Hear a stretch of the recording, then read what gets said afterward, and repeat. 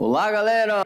Para aqueles que não compreenderam bem a aula anterior e para aqueles que foram além do conhecimento e para aqueles que ainda existem algumas dúvidas ou muitas, temos agora uma revisão para a gente fazer e depois preparar vocês para um presente. Esse presente é atividade, porque se eu quero correr e vencer uma corrida, eu tenho que treinar, fazer exercício.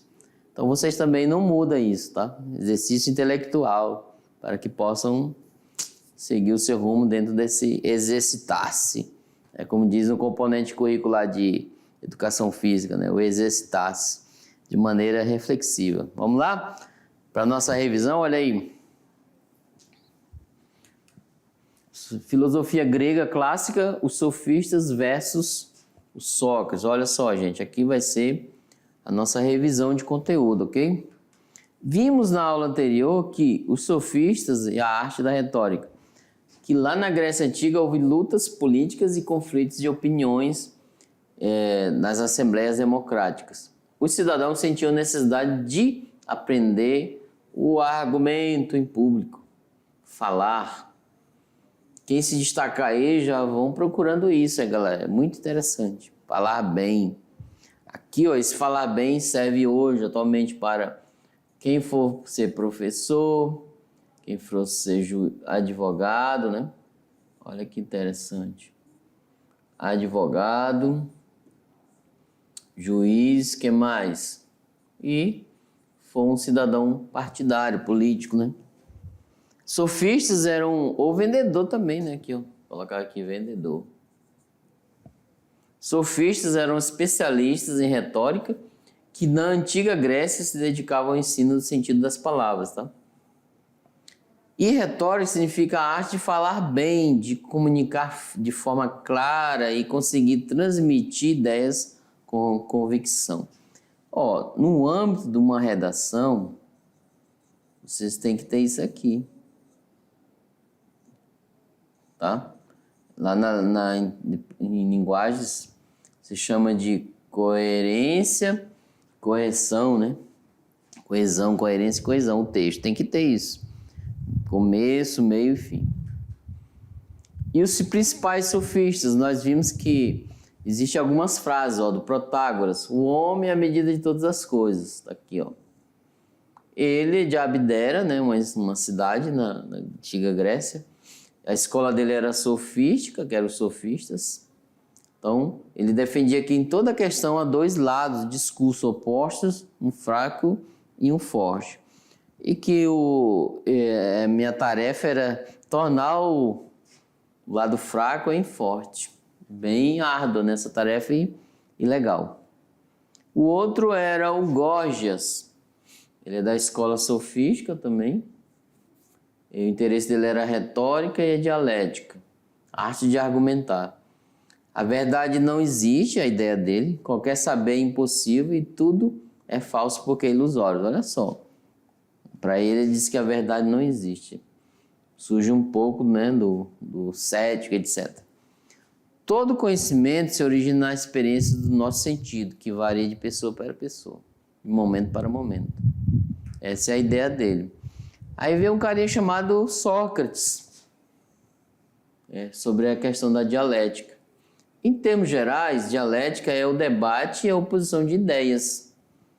Sócrates não deixou escritos, mas confiou, né, em alguns Xenofonte e Platão, aqui, ó, os seus discípulos. Para conhecer o pensamento bem de Sócrates, é só ler esses carinhas aqui, ó, as obras dele. Por exemplo, Platão tem a República, bem legal esse livro, interessante ler. Tem, né, você encontra em várias situações. E para, né, aprender um pouco sobre Sócrates. Gente, diferente dos sofistas, ele disse, Sócrates, que o homem é a sua alma. Eu ilustrei com essa imagem. Por alma, ele entendia a consciência, né? A personalidade intelectual e moral. E o conhecer a si mesmo significa reconhecer essa verdade aqui, ó. Se o homem é a alma, a virtude do homem se atua com a cura da alma, né? O conhecimento. curar a alma, fazendo com que ela se realize de melhor forma possível dentro da sociedade, tá? É claro, tem que ter essa distinção. Então, ou seja, de certa forma, pensou-se nessa maneira aqui para ser um bom argumentador, né? E encontrar o que dentro disso?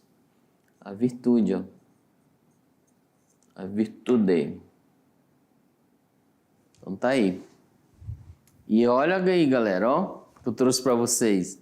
Isso mesmo, um presentão para que vocês possam responder. Surgirem, né, porventura, dúvidas, envie para nós para que podemos tentar ajudá-los, ok?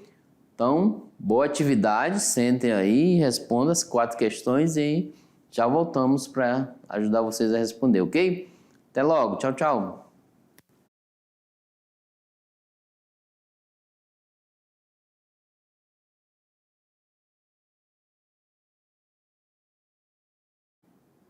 Olá, galera! Estamos de volta. Ó, deixei vocês aí nessa atividade de sala e agora vamos propor a tira dúvidas. Resolução de quê? Das atividades que fizemos agora, olha aí, ó, atividade de sala.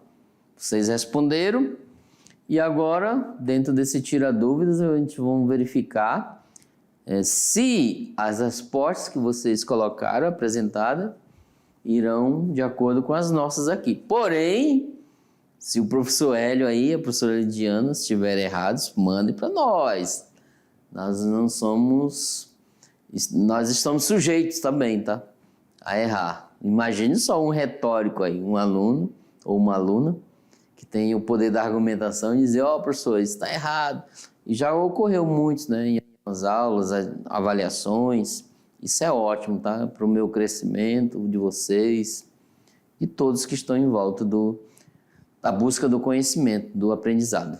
Vamos lá? Primeira questão, olha aí. No pensamento filosófico antigo, veja bem a palavrinha lá, ó. Isso quer dizer que envolve a questão da filosofia no âmbito da Grécia lá, ó. Só por causa dessa palavra antiga. Surge uma nova fase. Eles pensavam a natureza e passaram a pensar as relações políticas do homem dentro da sociedade. Houve lutas, né, nesse período, conflitos, nas questões de opiniões, dentro das assembleias democráticas. Imagine eles lá discutindo, né, uns com os outros. Os cidadãos sentiam necessidade de aprender o quê? Por causa dessas lutas, ó. A arte de argumentar em público. Então tá aí, ó. Com isso, a arte de argumentar em público é chamada de quê? Ó, a arte é a pergunta. De argumentar em público é chamada de quê? De deuses. B, sem palavras. C, retórica. D, ideias. E, mitos. E aí? Opa! Ixi, eu já respondi, Thalita. E agora, galera, vamos lá. Eu até respondi, né? Mas tá muito fácil. Então, assim, gente, ó, se vocês querem se tornar uma pessoa que quer falar em público, exemplo, aí na comunidade tradicional ou na sua escola, elejam um estudante representante da turma, assim, no Grêmio, líder de sala, etc. Eles têm que ter uma boa argumentação para convencer na reunião os demais, pode ser político, autoridade, etc. Então é necessário o quê? Eu até respondi, tá fácil, né? Ó, a retórica, tá, gente? A arte de argumentar em público e de convencer as pessoas. Lá no mapa mental, no mapa de nuvem de palavras, vocês colocaram persuasão, colocaram falar bem, convencer, olha só, tudo isso está ligado à retórica. Questão número 2, vamos lá. Não vou apertar antes, tá? Vocês vão ter que acertar e responder, que tá muito... Essa tá de nível fácil. Olha só, aqui a questão 2 responde a primeira. Lá na Grécia Antiga haviam professores viajantes que vendiam ensinamentos filosóficos. Olha, eles vendiam. Eles cobravam para dar aula. Como o da arte de argumentar, que é retórica, para convencer pessoas. E com o desenvolvimento da democracia em Atenas, a prática das discussões públicas levaram o quê? Ao surgimento de argumentos filosóficos, e que eram conhecidos como verdadeiros matemáticos, geógrafos, mentores, chefes ou sofistas. E aí, houve essa necessidade lá na Grécia Antiga de apresentar isso, certo? É uma questão elaborada bem simples, tá? Para que vocês possam perceber quem são essas pessoas que procuram a arte de argumentar, tá bom? E aí já respondi, né? Tá muito fácil. Qual é a resposta, professores presenciais? Tem dúvidas? Manda pra gente. Então a resposta correta está aqui, ó. Ó, vamos lá. Ah, sofistas, galera. Os sofistas eram esses verdadeiros, né? Prática de discussões públicas, democrática em Atenas, que por um tempo ela foi conhecida como engano, os enganadores, etc. Agora, o se liga no Enem, ó. Então, essa palavrinha aqui, vou até fazer o gesto aí, ó, do desenho. Vamos lá, o se liga, ó. Galera, vocês têm que se ligar já no primeiro ano, certo? É verdade. Vocês estão agora numa maratona de conhecimento, de aprendizado. Isso é bem interessante, ninguém vai tirar isso de vocês. É claro que a gente ouve, né, professores e estudantes falando, olha, eu não quero fazer o Enem. Galera, mas seja o melhor naquilo que você vai fazer, tá? Seja o melhor, não mais um. Então, gerando conhecimento através disso, vocês vão levar para a sua prática do seu dia a dia.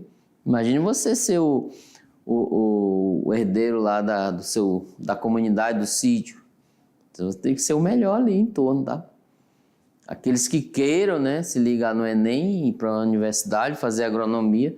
Imagine você querer ser o herdeiro lá do seu espaço, da sua família, comunidade rural, e fazer agronomia. Imagine só, cara, que interessante.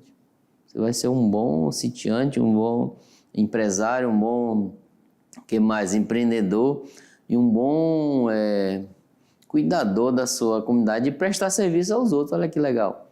Então, existe N possibilidades, tá? O Se Liga no Enem tá aí para vocês fazer isso. São questões que caem no Enem, que já caíram em versões anteriores do Enem, e questões que vão ao encontro do Enem, ou seja, caminha junto.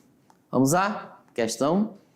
Olha aí, essa é de 2021, bem recente.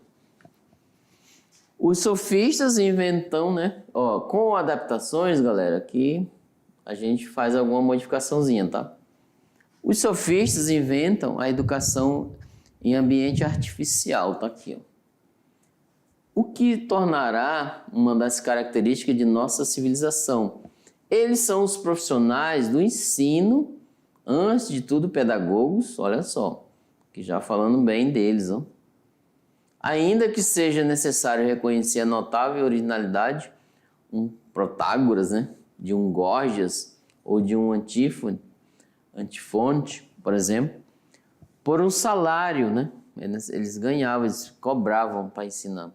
Eles ensinavam seus alunos receitas que lhes permitiam persuadir, ó, a retórica aqui, ó, os ouvintes, defender com a mesma habilidade o pró e o contra, aquele que vai contra e a favor, conforme o entendimento de cada um.